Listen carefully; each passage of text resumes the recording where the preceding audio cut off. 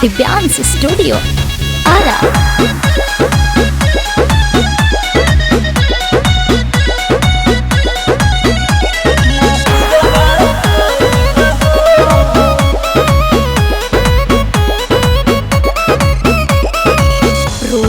काहे सोना राग जनी धर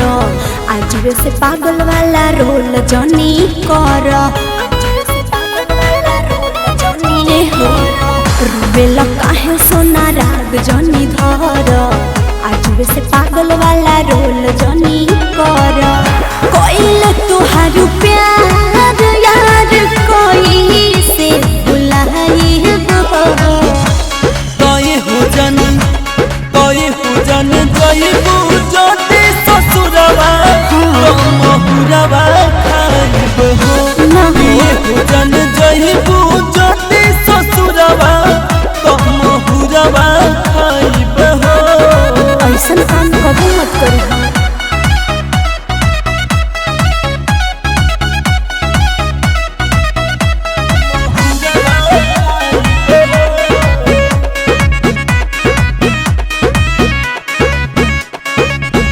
सबके तू फेरा छोड़ रहा टेंशन फ्री हो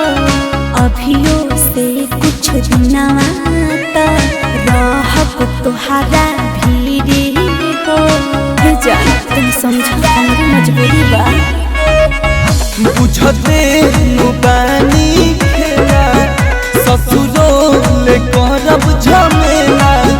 जब याद तोहर आई रहना ही पाइब अकेला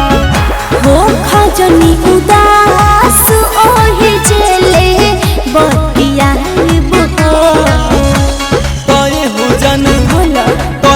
जन जइबू जति ससुरवा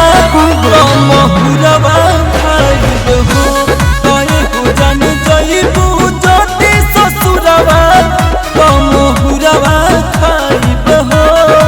ऐसे न कह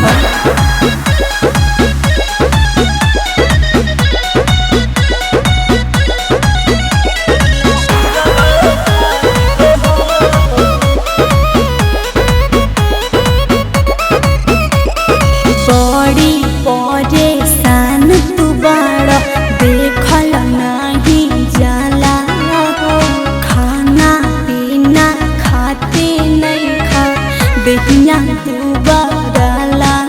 हो सुनो टाइम से खाई करो तुके बुरा हलिया सुनसान कइलू गलिया सोनू के संगिया जइबू बेवफा भइलू ललिया दिले पुगलो खाती कुछ